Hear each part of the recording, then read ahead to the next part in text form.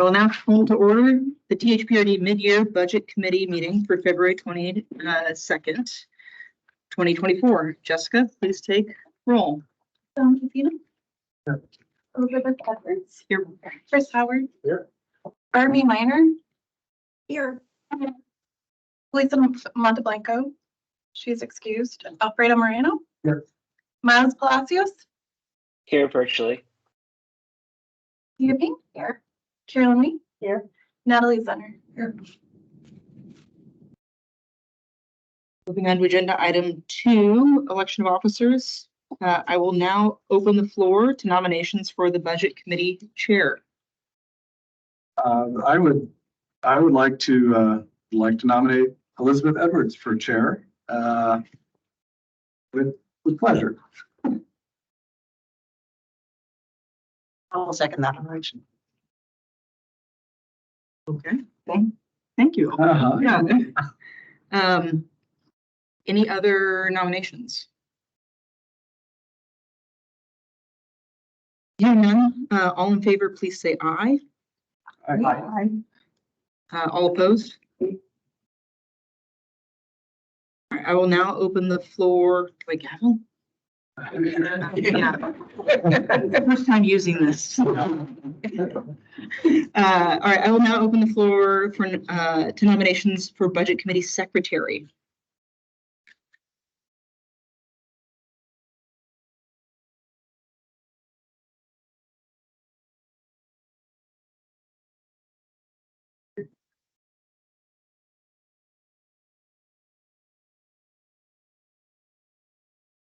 To nominate myself. All right. Yeah. How about I? Yeah. I nominate John. Thank you, John. Thank you. John. All right. Good campaign. Any other nominations?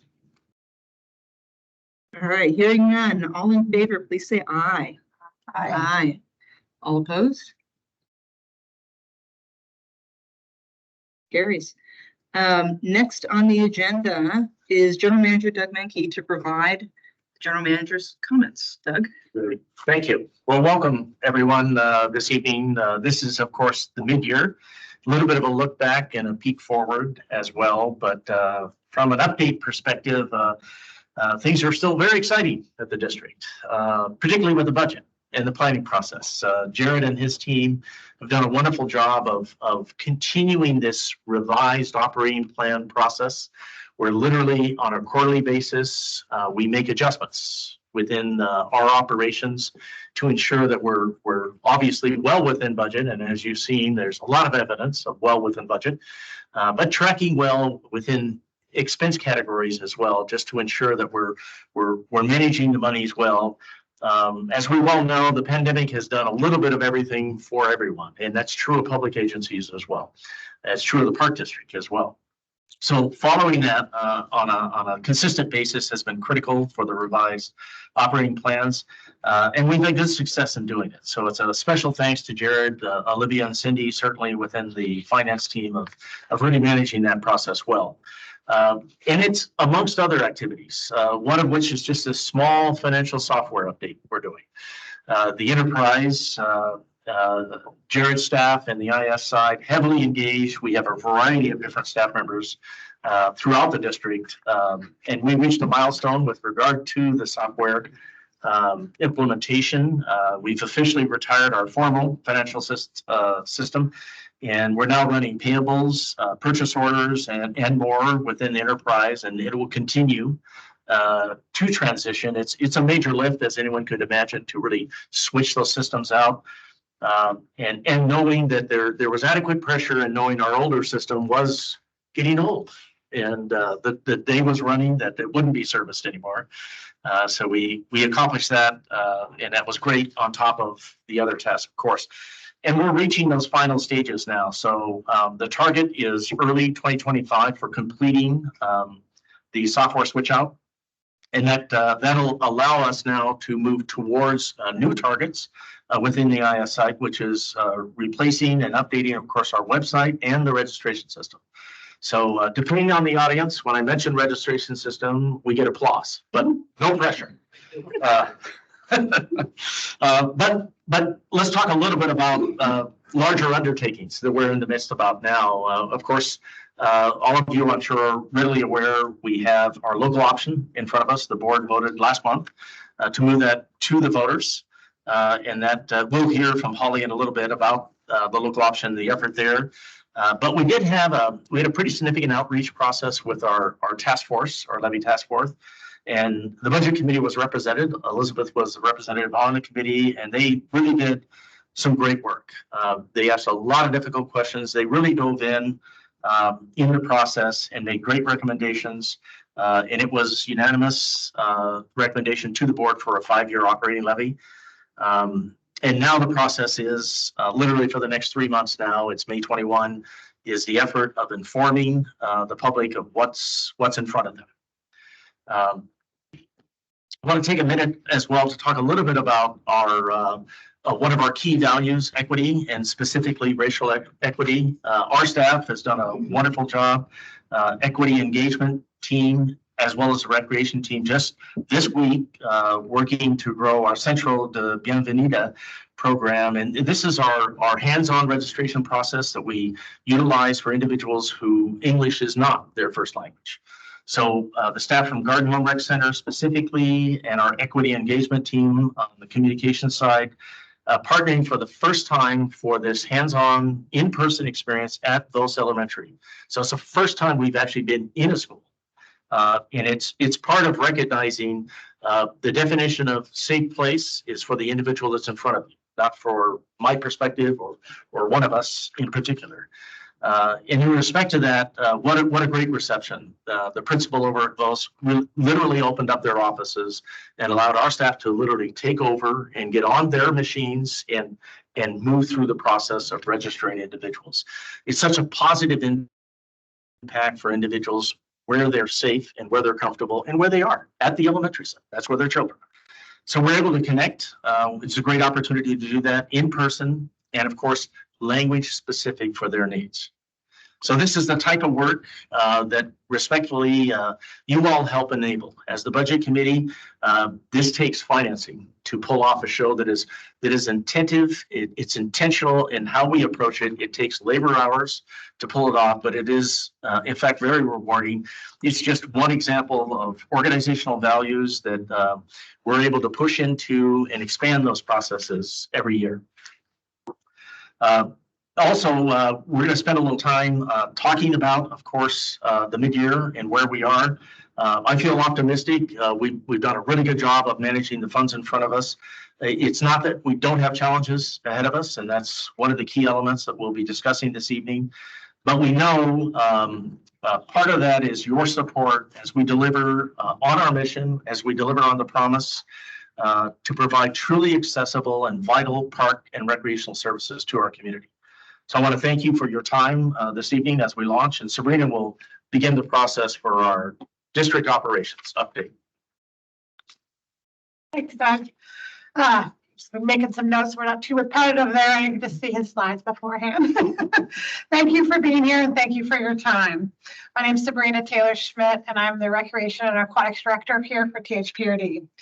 On the programming side, we are excited to have all 14 of our recreation, sports, nature, and aquatic centers open to the community, although some of our centers are operating with new operational hours.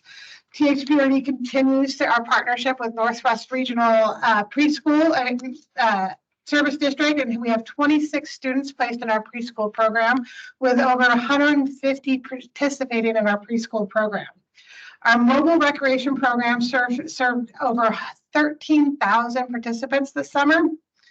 THPRD started a new program to Diversify. It's an internship program that helps students take steps towards a career in parks and recreation. And we've had 11 interns this so far, and we're on track at 15 by the end of this year. THPRD continues to support the Welcoming Center that Doug was talking about. Our great customer engagement team helps support that center, as well as we help coordinate the registration process closely with Holly's team. THPRD offers a total of over 18,000 classes, programs, and activities this year. We saw over a 20% increase, or we're on track to see a 20% increase over programs from last year. But we would like to remind you, we have registration, as the slide shows you, this Saturday. Next slide, please. So far this year, THPRD has offered several different cultural and community events, such as the Pumpkin Patch at Aloha, Fall Fest returned at Cedar Hills this year, and Kwanzaa Day at the Athletic Center. We are excited to bring back Big Truck Day in full effect this year with over 9,000 folks in attendance. We also held several other great events, such as the Try Together, Pedal, Run, and Dip. And we also honored Arab and American Heritage Month this year, and we partnered with the Autism Society for the spring celebration at the Mountain View Champions Park. Next slide, please. Sports has begun its reaffiliation process using the new process this year that was developed with their community members. And so far, all field sports are on track to be reaffiliated this year. And aquatics has also started this process. THPRD raised money this holiday year for BSD students. The tennis held a holiday mixer to support the gift card drive. As seen here, they're having some fun out there on the courts. The Nature Center welcomed back several well-loved events, including Newt Day this fall, as well as the fall and spring plant sale. The spring plant sale starts soon, so if you have it, mark your calendars so you can load up your cart and get those plants. Our after-school program, Thrive, had over 245 students enrolled in it and have participants in many different enrichment activities, such as bilingual story time during Welcoming Week, as Conestoga pictured here. And I'm afraid the spring plant sale might have already happened. It's pretty close. It might be right this week. So It's starting at the end of this week. oh, good. I was afraid I misspoke there. But I'm now going to send over to Aisha for a few more updates. Sabrina, I'm Aisha Panis, the Deputy General Manager, and I also have the pleasure of supervising our efforts in the Park Services Division. For almost 7 years, I was over on the side of the house where Sabrina is, and so while we have a very public view of all the things that are happening in our centers and facilities, I'm going to provide you with a little bit of information about the other activities that we do here at the district. So on this slide, I wanted to highlight a few things. That upper left image is not a middle school track meet, as you might guess. That was intended to signify the work we're doing with that ERP update, the financial software. We had a different image in an internal staff discussion. It was a roller coaster, and one person who was very, very excited and one person who was very apprehensive. And that is truly what you experience when you're going through such a massive undertaking as this. But what we really wanted to show was like we are on track. We are moving forward. We just started this week a new phase of the effort. We had staff from IS and finance share some information with our wider group in a staff meeting this week, and we're seeing great successes. Things are moving more quickly. Just the pieces that we have implemented so far are clicking along really nicely, and that's been a wonderful thing and an easy way for us to convince folks that this is worth it. We're going to get through. So that's what's going on with our ERP. The top center of the images there is one of our talking walls. And this is, I think, the 4th talking wall installation that we've done. It is up there. And this one celebrates Asian and Pacific Islander culture. And it's on the wall of our Babette Horenstein Tennis Center. So this is one of the more recent ones. I think we have them at the Sunset Park area near Sunset High School, down at Greenway Park, and then also on a breezeway in the other direction at our main complex on the Aquatic Center wall. So those are very exciting, and we like to highlight what's going on there. In the lower left is an important project that we have recently wrapped. It was a partnership with the city of Beaverton to do the downtown parks and open space framework plan. And the idea behind that effort was to bring together a bunch of different planning work that had previously been done in Beaverton, and to start pulling us in as the Beaverton's park provider to really look at what we might be able to do to make some connections and make some things happen in partnership. The bottom middle is a park that is underway and going to be completed soon. It's La Raiz Park, and this park represents the very first park developed post-visioning. So when we did our big community visioning, national award-winning effort that Holly and her team undertook for us a few years back, we came up with a lot of themes and what our community wanted to see our district provide over the next 20 years. And using that as a starting place, we began community conversations, also at Vos Elementary, very exciting outreach efforts to really build off of a theme and develop this park. And so this is the first one coming online, and we're really excited about it. This is a little nature play installation going on there. And then on the right side, we have a recent concept plan adopted for Pointer Road Park, which is an area that has not had a lot of park development in our area. It was an underserved area, and so we're excited about moving that park forward. Next slide, please. And then this is maybe not the most fun stuff to talk about, but it is our reality. We did go through that pretty painful storm last month, and this information here was shared with our board at the last board meeting last week. We wanted to just give a picture because, you know, we're very familiar with our own areas of the district, but it may not be obvious that this was a pretty widespread event, primarily on the eastern side of our district. But we had over 370 trees come down that we removed. There were more trees that came down into natural areas that will be left in those natural areas. We had impacts at 14 different facilities. Sabrina said there's 14 facilities. Nearly every facility and maybe some ancillary ones were affected by this storm. We have created a application that allows us to track where all this damage has happened, and we've put a dollar figure to that so that we can submit that to the county emergency managers to see if there's any opportunity to get funds back. But our damages are approaching $1 million at this point. And that is from all the tree removals, the broken pipes that you see. That was a big issue. Losing power in facilities and then having broken pipes due to the low temperatures caused a lot of problem. We did only lose one play equipment, and that's at Fir Grove Park. But we had trees down a lot of places. We have a lot of building improvements that we need to, building replacements that we need to do, like flooring. Several rooms at our STIR Center were affected by flooding at that facility. So not a wonderful story, but one that we thought needed to be told as part of the reality of what we're doing here at THPRD. So that concludes our program side operations update. I can pause if there are any questions. Just a quick question about a term that I'm unfamiliar with, sports reaffiliation. What does that mean?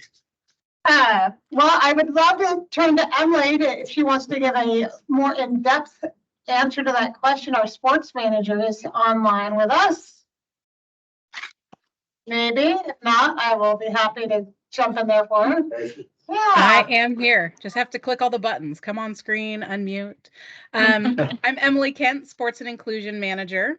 And sports affiliates is a very unique term to THPRD and the sports world. So completely understandable that that's an unfamiliar term.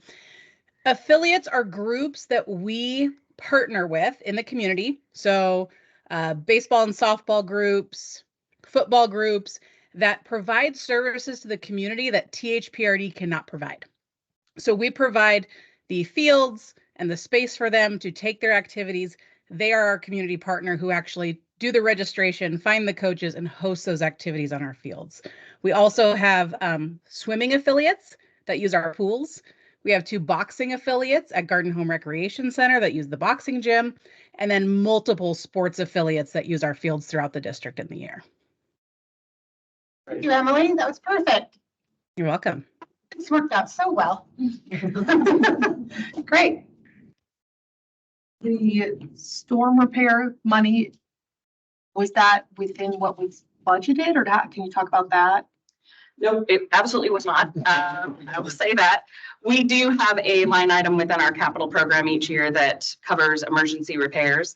That line item has been overspent at this point, but we're kind of holding on some of our other capital projects so that we can determine what kind of insurance coverage might we get?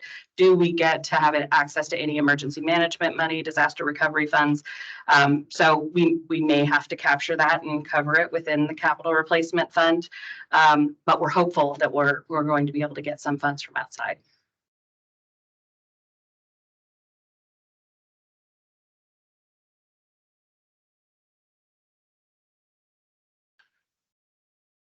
We will go ahead and move on. Good evening, Jared Isaacson, Finance Director and Budget Officer for the district. You have received a mid-year packet with all kinds of reports in it. Tonight, we will be reviewing that information and providing an opportunity for any public comment for the upcoming budget process for the 24-25 fiscal year. The budget for this fiscal year was adopted by the board on June 14th this last year. This on the screen is a summary of our revised operating plan, completed with the most recent projections of for programming and maintenance services and other operational activities that are planned for the remainder of the year. You also have in your packet a more detailed version of the operating plan, which gives revised projections for each division, department, and center within the district. Next slide, please.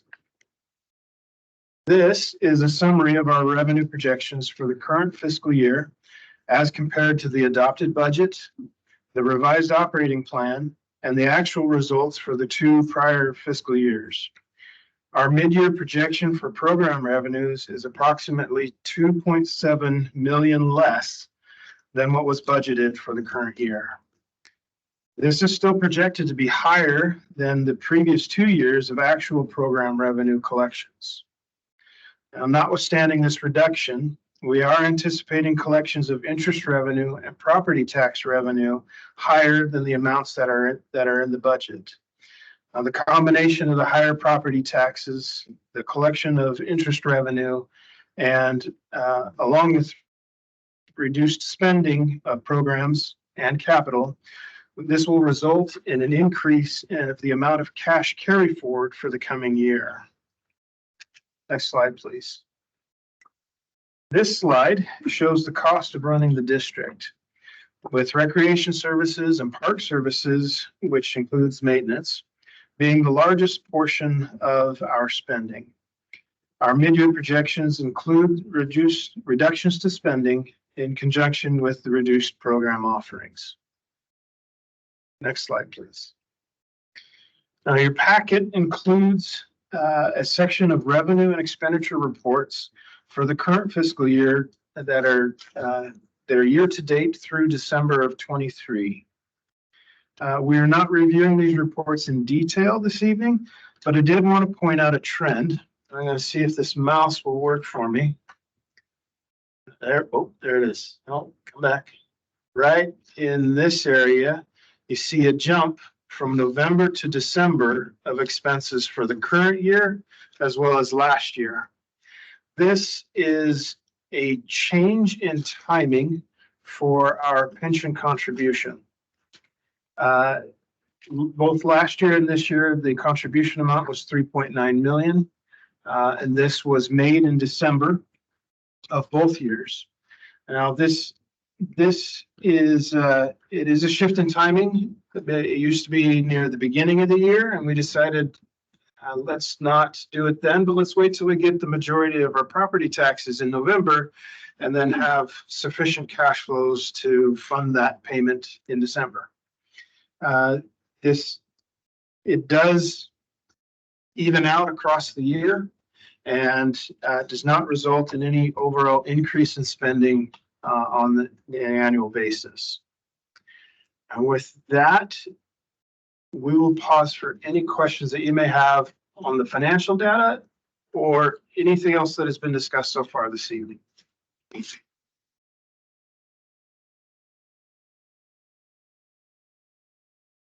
I had one question, and this may get covered later, but it seemed like a lot of the sort of deficit in revenues was related to labor because you didn't have enough labor to put on the programming. I just want to make sure. That's what I. Yeah. There is a lot of areas in programs. Well, maybe let's not hear from the finance guy. Let's hear from the program side. That is accurate. I think that many of our challenges have been finding enough staff. So for example, reopening our aquatic facilities, it's been a labor of love of recruiting, rehiring and training staff to fill the demand for the lessons. So the demand is there for the lessons, but to find enough staff that feel comfortable and adequately trained to teach some lessons. The same with other classes and programming, to find the staff that are available. So it's a very competitive labor market. You may have heard that, seen some signs around about the market. So that has made filling our classes. So there is the demand there, but finding the available instructors has made it challenging. Yeah, I had that. Thank you for saying that. The question between supply and demand, and were we able to meet the demand in the community with the supply based on labor? And it looks like you've made great progress, especially on aquatics. Yes. And now we're trying to catch up in some other parts. And I've seen a shift sometimes on how things have been used or needed. So we're definitely looking and analyzing how people are doing that. So there's a lot of reflection on that. And then you noted I said an operating hour. So we're shifting on our hours and how people are using services with work from home. For example, we've seen a change and shift for after school, but our preschool programs are still in demand. And it's not that they're not using after school, but how it's not as the same demand as it was, but then now they're looking for different types of classes. So we're just shifting what types of programs we're offering, and we're a lot of program surveys and interaction with parents to see how they want to use our services. That's typical and normal and part of our process. I want to acknowledge, though, this comes up a lot when we're talking to the community about the need for the local option levy. And we talk about the timing of, the closure of facilities for 14 months. At the beginning of the pandemic, having to say goodbye to 800 of our employees. And then the shock to the system 14 months later, when we couldn't welcome back our colleagues because people could make more money at Chipotle or make more money at McDonald's than they could at THPRD. So that's required us to take a hard look at our compensation, to raise our pay scale for both our part-time employees, to look at adding additional benefits to be competitive with the labor market, and to look at positions in our full-time side as well, and take a look at our overall classification compensation. We have in communications the IS division, our IT professionals led by Clint, who, by the way, was on site at Centro and helping make it happen and have the biggest smile on his face. I've got the cutest pictures of him. And we have positions there we couldn't fill and that sat vacant until we saw that increase in wages across the board. So it's been a challenging time when we know that we're fiscally constrained and we're looking at the need for the local option levy. But between, unfunded mandates that have come down from our values as Oregonians to provide greater compensation to employees through like Oregon paid leave or through other benefits extensions that have been required, it's been a real challenge. So we've had to make those, to make the great stride that you've seen, we've had to make investments in our labor force, which is just adding more strain to the system.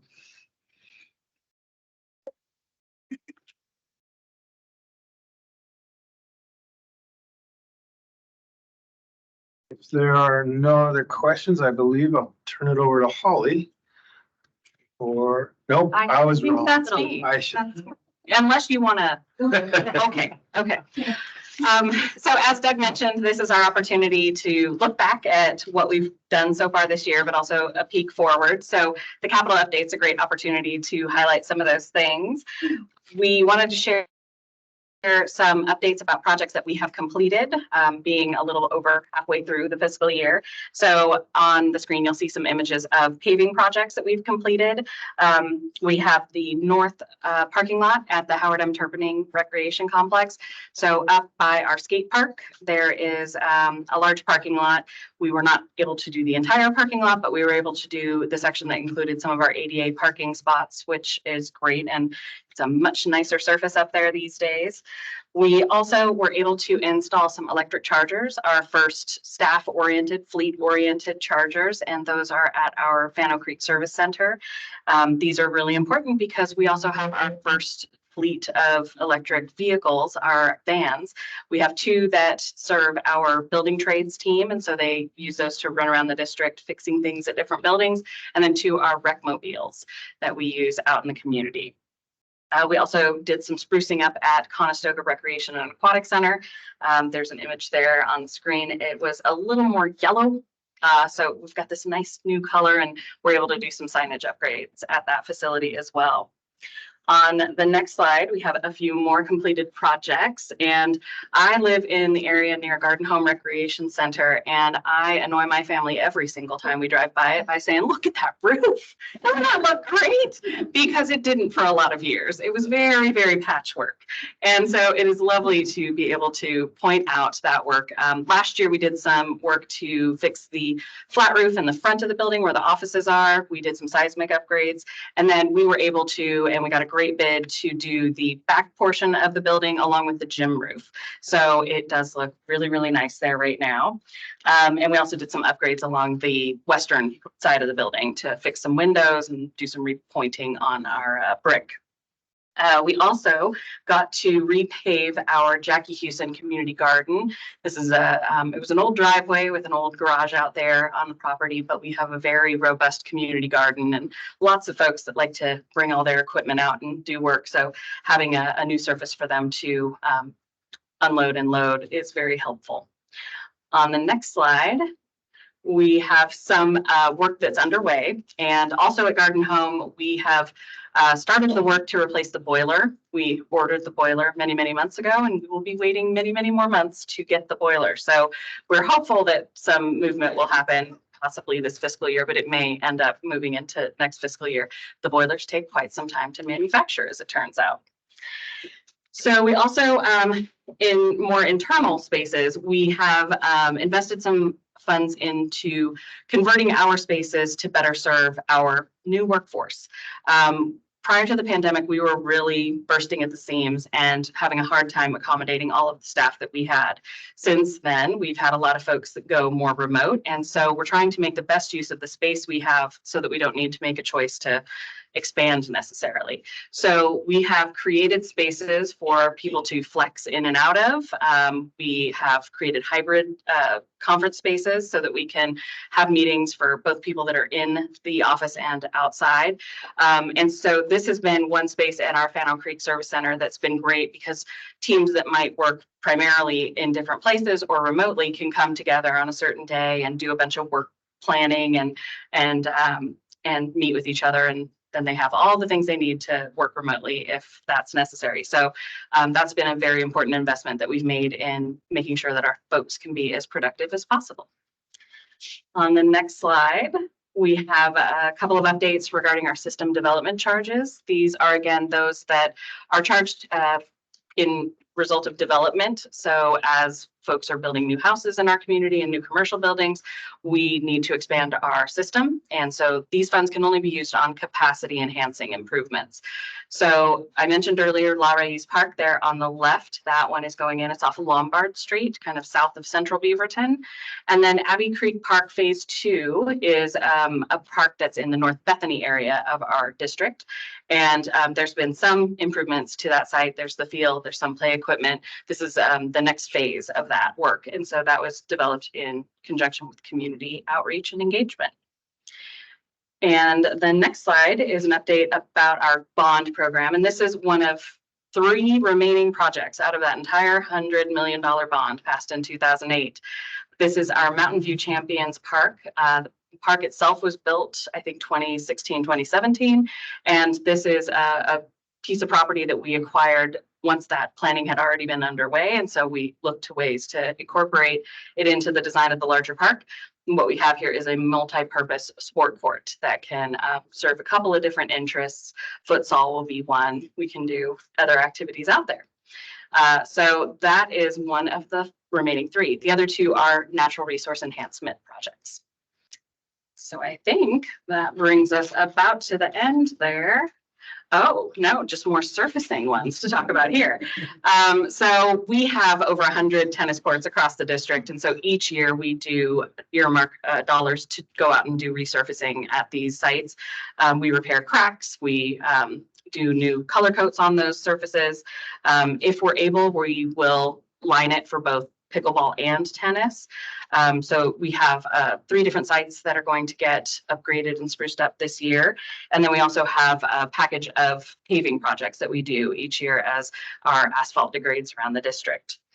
And then we do have one last slide after this, and it is regarding grant-funded projects. So your packet does include a list of all the grants we received this year. Some of the ones we're really excited about were those RecMobile electric vans. We also are completing work on permanent restrooms at 3 different locations within the district. And those were funds that came to us through the American Rescue Plan Act. And then we have our Beaverton Creek Trail project that has been moving forward in phases and stages, and we are now in the engineering and construction phase of that project. So that's the section that runs kind of west of the downtown area on Beaverton Creek Trail. Any questions about the capital update? I just wanted to share that you all did a great job getting grant funds. I mean, An looking at amazing that, team and an amazing administrator. We have been very fortunate, yes. yeah, you make good use of available resources.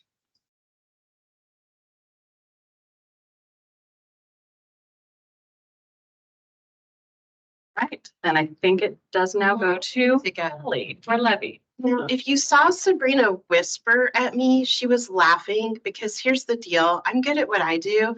I don't understand how anything works. You would never want me in charge of like any projects like capital. I can't even I don't understand electricity, water, anything. So she was laughing because in those conversations, I'm usually like, what's happening here? Okay, so this is what I do understand a little bit about. We are focused on a local option levy that will be before the voters this May. I keep saying 90 days, but as of today, I think it's about 89 days away. And I want to start, this isn't the typical presentation I give because as our budget committee, you're pretty familiar with our situation, but I wanted to start off by focusing on our key message, which is that we're facing a $16 million budget shortfall. And while we're hearing a lot in local government and in public about government shortfalls, it's really important to contextualize that. That 16 million represents 21% of our dollars for our annual operating budget, about 1 out of 5 on every given year. So that is very significant. We've been looking at this journey for about a year now. We started last March in our formal discussions with the board of directors of looking ahead, seeing this funding shortfall coming and planning for the future. We appointed a levy task force in September, and our board of directors asked them to take a hard look at this issue. And on the next slide, we'll see some folks from our levy task force, Elizabeth being one of them. And Elizabeth, I'm going to yap for a little bit, and then I want to invite you to speak about your experience on there as well. So the board of directors asked our task force to take a deep dive on the budget, look at what's going on, understand the pressures on our budget, and make a recommendation for the future. Our task force came back to us and said, yes, we absolutely should pursue an operating levy. They felt that the operating levy amount would be best suited to be at 50 cents per thousand of assessed value. That would put us in position of being a maintenance levy.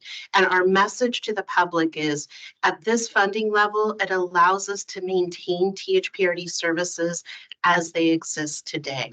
And we talked to the public about if we had to live within a 21% reduced budget, what would we look like? How would we change? What would the impact of that be? We know from our polling that we did in the community of highly likely voters, 3 out of 4 think THPRD is awesome today and doing a great job and love it how it is. But that same 3 out of 4 have no idea that there's a funding shortfall. When those folks are informed, when they're aware of the issues and what the ramifications of not continuing this level of funding, what that could look like, how that could change the services that the district provides, 60% of those highly likely voters say that they will support or likely to support a local option levy. The things that they're most concerned about are the rollbacks in services in our parks and our trails in our natural areas. We heard a lot from the public that they're concerned about reductions in garbage collections.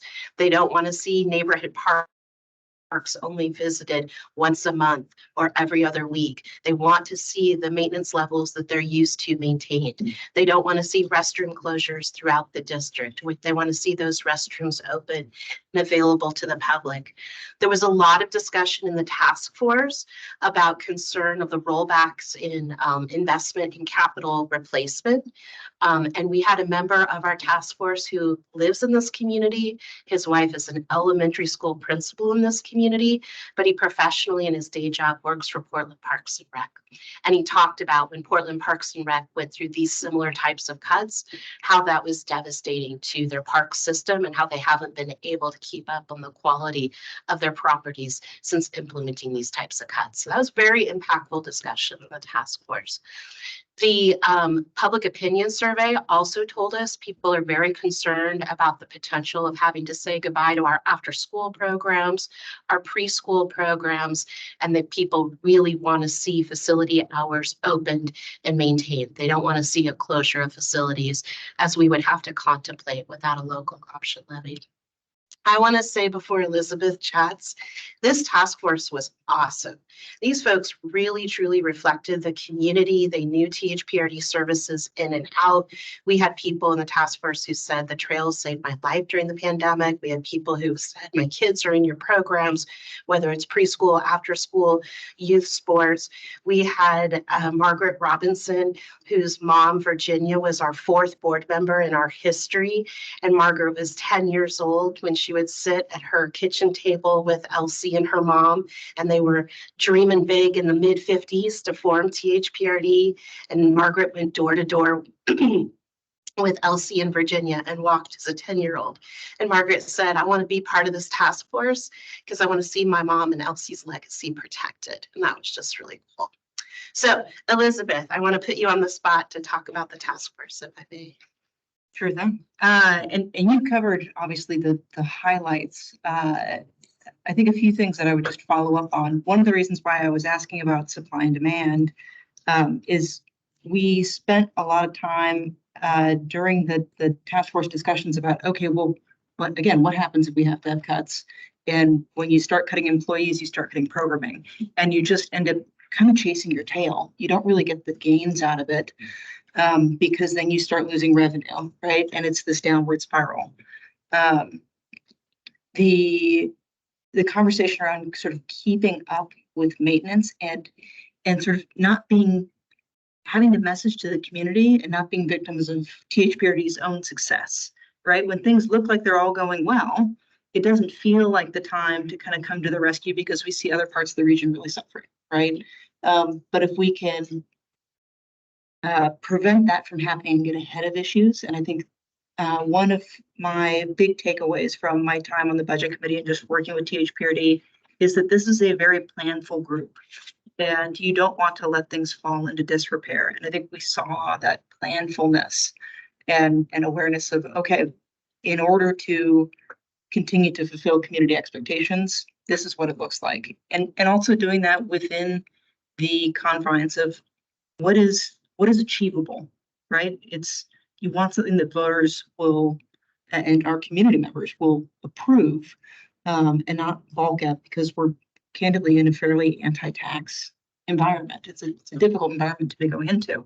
But THPRD staff have really done their research in the space. So as a member of the task force, we felt I felt, and I think my colleagues also felt pretty confident in the proposal that was being put forward.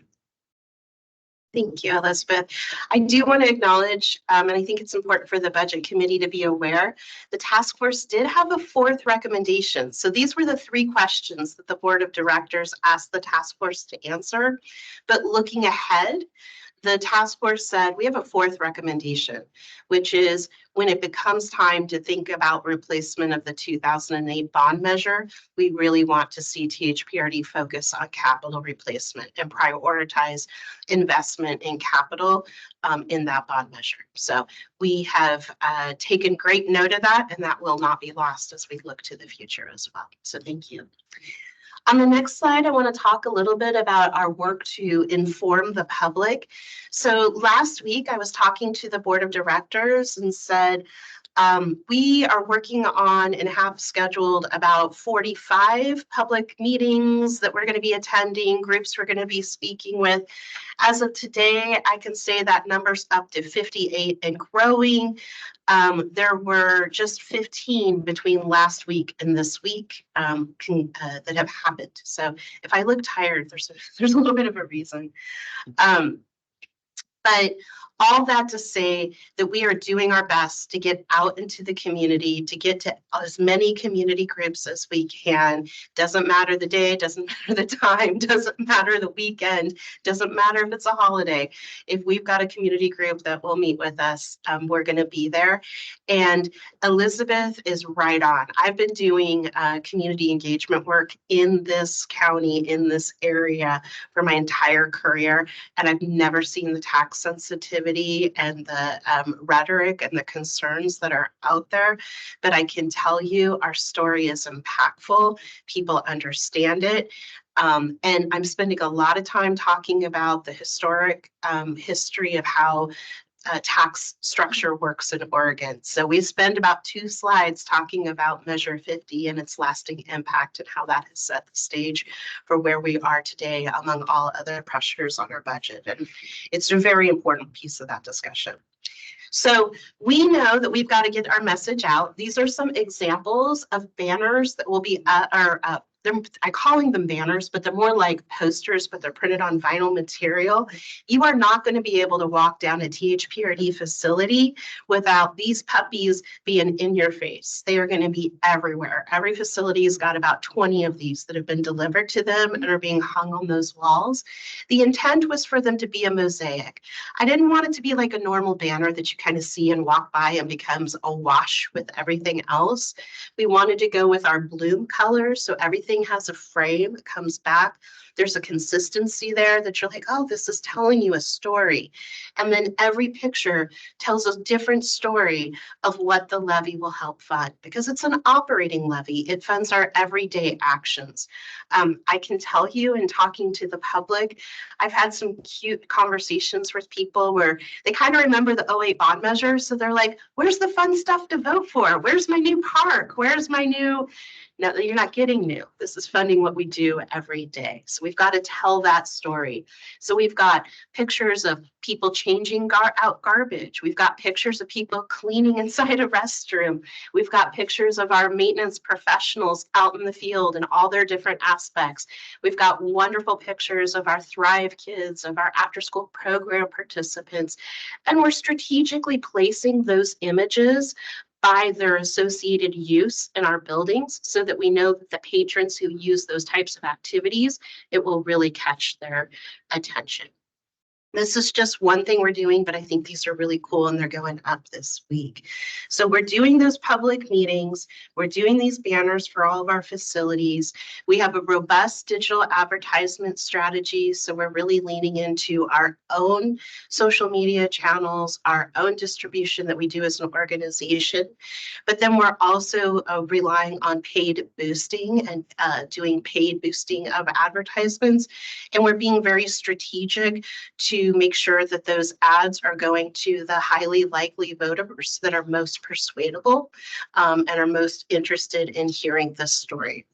So we're also working on a district-wide mailers. We will have 2 mailers that come out between now and May 21st. We'll have materials in our summer mini camp guide that will be mailed to every address in the district. We'll have banners and yard signs on all of our properties. We're very lucky to be property rich, and so we have lots of locations to be able to get our message out in the community. We have a project video that is now on our website. All of our materials get updated regularly on our website. We are translating our materials into language. The translation is actually happening right now. We're working with all of our regular partners. We have about 45 communication organization partners that we share our messages with, that they send out to their networks. And pretty exciting, we're curating our own registration system. So we're working across the divisions to kind of think about who are the users of our system and how do we speak to them uniquely. So you can imagine if you sign up for fitness classes, you're going to get invited to an info session and a Zoom link. We're going to make it easy. And we're going to have Jen Smurl there talking about the latest in the fitness programming and what's coming, and a talk about the levy. If you've got your kids in aquatics programming, we're going to offer you an info session on aquatics programming and a talk about the levy. So we're trying to segment out all our different audiences and make lots of opportunities to engage with folks. And then we also have the benefit of a wonderful collaboration. So in our sports division, or our recreation division, our sports department, they work with all of our affiliates. So think of all the soccer affiliates, all of the aquatics affiliates. We're working with the affiliates. I've gone to speak to some affiliate groups, and we're asking them to share our message and share our communication materials out on their networks as well. So I really think over the next 90 days, unless you're sleeping under a rock, and if you're in this area, we call it in my line of business the layering effect. We want to layer and get that message out in many different ways. And the hope is that it's repetitive. You know, it's not the first time you see it, it's not the second time, but you start to see it over and over again, and it leaves an impression. And our goal is to inform people, make sure they're aware so they can make the best choice they can come May 21st. Okay, I think that's all I got.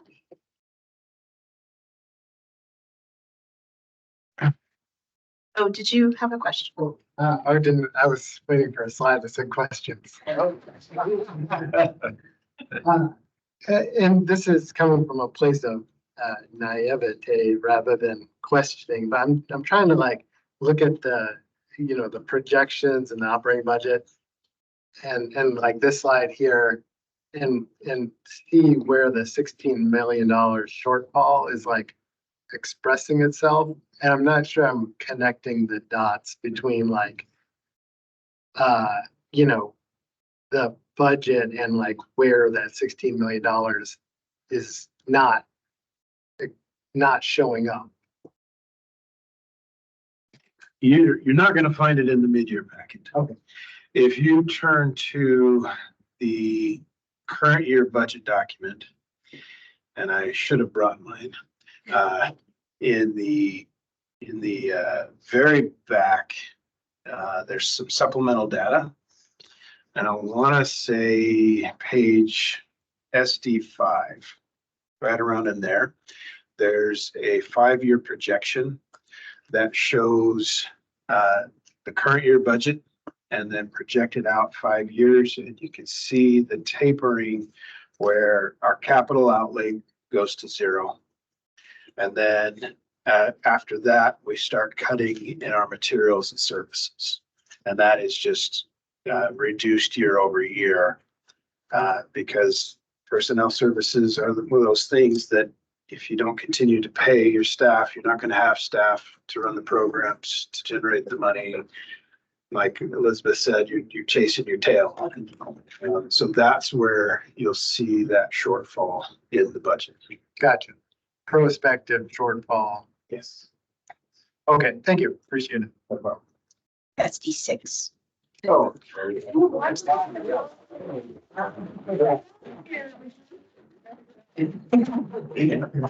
That was great. Any other questions before we talk about this slide? What page was it? Wow, are you sleeping with that book? I'm in it a lot. So this slide does provide an overview of the projected resources and expenditures for our upcoming fiscal year 24-25 budget. The adopted budget column on the left, come on, show up. There it is. Right here. This column is the current year budget as it is. The middle column is our mid-year projection where we think we'll end at the end of this year. And the right column is our initial projection of resources and expenditures for our proposed budget. Now, this projection does not yet include all of the grant funded activity coming for the upcoming year. Those amounts will be added into the proposed budget as we formalize our expectations in the upcoming weeks. Now, our cash on hand, let's see if I get that. There we go. This top line, it includes both projected general fund cash carry forward of 25 million and the balance of our capital project carry forward of 3.4 million. Our next line, property, come on, show up. Our property tax line here. This is calculated where we start out with our current year taxes, our current year amount. We add 3% for assessed value changes allowable under Oregon law. And then we add a little over 15 million that we expect to be received with a successful passage of the local option levy.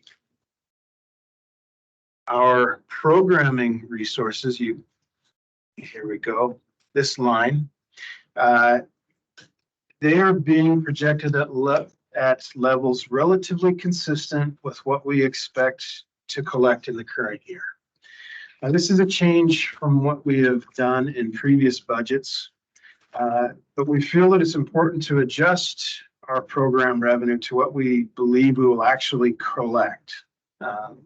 And kind of right size that program revenues. Our other resources and grants, they include interest revenue, miscellaneous revenues, and rental income.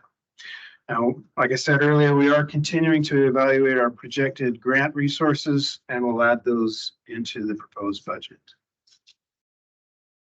Getting down to expenditures, our personnel services line of 47.8 million includes staffing at normal operating levels and takes into consideration our contracted pay increases for all full-time employees and a 6% increase for all part-time employees, as well as limited benefits for part-time employees working an average of at least 20 hours or more per week. Now, this is a new initiative that we are implementing to ensure that our part-time positions are competitive within the market. Additionally, we have also included the 3.9 million funding for the pension plan, which is part of our pension funding policy adopted by the board in January of 22. Our materials and services line at 14.4 million includes rate increases for utilities and other inflationary adjustments as necessary. Otherwise, we're asking our staff to kind of hold the line on materials and services and not build in an automatic increase. Our debt service expense, let's skip a line down here, of 900,000 reflects the principal and interest payments due on the full faith and credit borrowings of the district. Our contingency of 3.3 million and our reserve for the future of 3 million align with our board policy in district compiled policies 6 for a minimum fund balance and reserves. And last but not least, our capital outlay of 11.6 million includes the capital carry forward spending and grant funded projects. And with that, what questions do you have?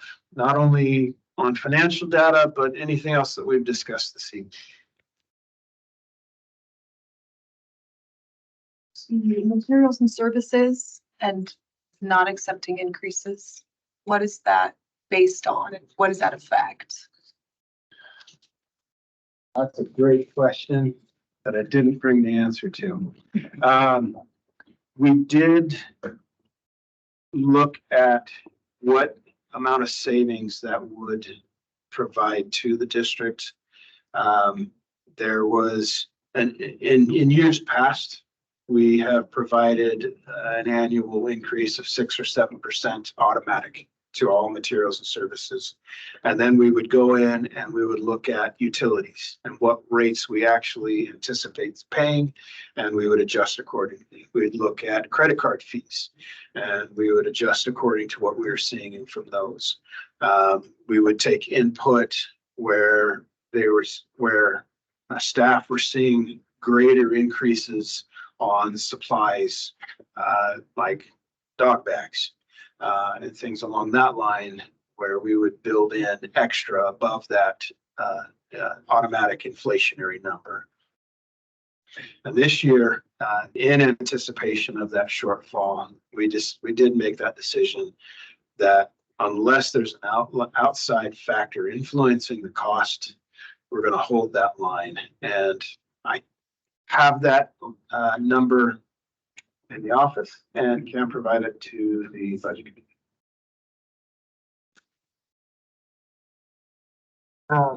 What happens between 102 million and 81 million on the last slide? Yes, we can go back. That Oh. 40, Yes. 20 million. Yes. Yeah. Thank you. That will boost the reserves. So the reserve for future of 3 million and the 3.3 million contingency, that amount is what's required for our to comply with policy. And the difference between the 102 and the 81 will just be additional reserves, but it's not required. We don't have to have that as showing in reserve. And so that's the difference there. That'll be. And correct me if I'm wrong, Jared. I think part of the strategy of the levy is to plan for the reserves in the early years so that we're banking those reserves and rolling them forward to last us through the 5 years of the levy. Because as Jared talked about earlier, our shortfall tapers. It's not 16 million in the beginning.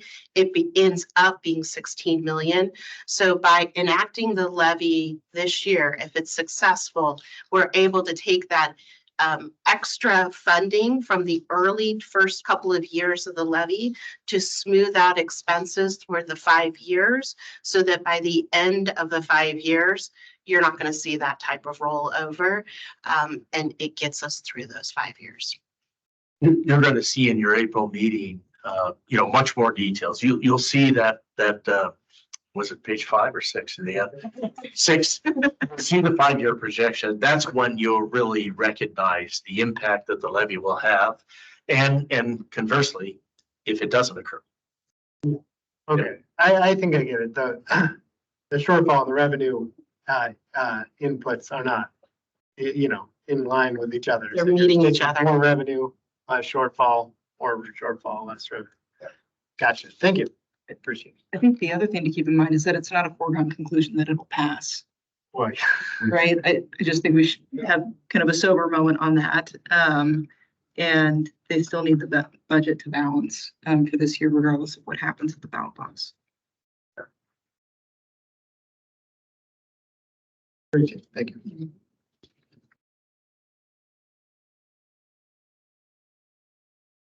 I'll just, the only thing I want to say, and I don't even know if it's the proper forum or not, but, for me, and those of you who've heard me in board meetings, I've heard this out of my mouth before, but just, as we work to pursue opportunities to diversify our revenue streams and things like that. I just look at on page 98, you know, that sponsorship projection. I visited with Doug about this, about exploring just impactful, smart opportunities to increase that line item. I mean, I know that's nothing we could for sure write into the next year's budget without having done it in the past, but that is something I would love to see move towards coming in over budget in this next one and be more of a factor. So that was something I had noted just throughout, is ways at which we can try to move that needle, supplemental at first, but maybe to, you know, some meaningful income there, if we can do that in a way that's, you know, palatable. So just wanted to call that out in this group. And then in general, I probably should have mentioned this earlier, but I just was very appreciative of all these notes. While there were some things that we were under budget on, I saw just, you know, the improvement of where we were during the pandemic, and with some of these numbers coming in, starting to get back to where we are, where we were pre-pandemic, is even if it wasn't quite to budget, it was, I mean, I see these things trending in the right direction. I just hope it continues trending in that way. But yeah, would love to see some big steps in the miscellaneous revenue sponsorship in particular. But other things were just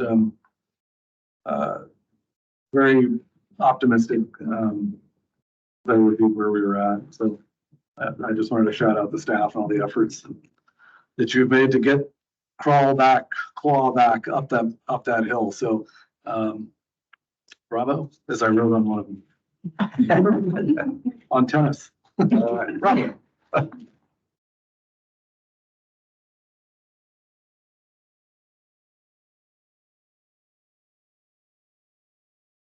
If there are no further questions, I'll actually turn it back over to Elizabeth.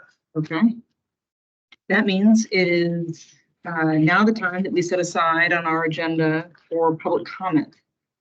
Do we have any requests for public testimony this evening? We do not. Okay, then we move ahead to the date of our next budget committee work session, which has been scheduled for Thursday, April 18th at 6 p.m. Mark your calendars. There be no further business this evening. Meeting is adjourned. Thank you so much, everybody. Yeah, we gotta bang the gavel. I think it's a, Oh, the plant sale, just FYI,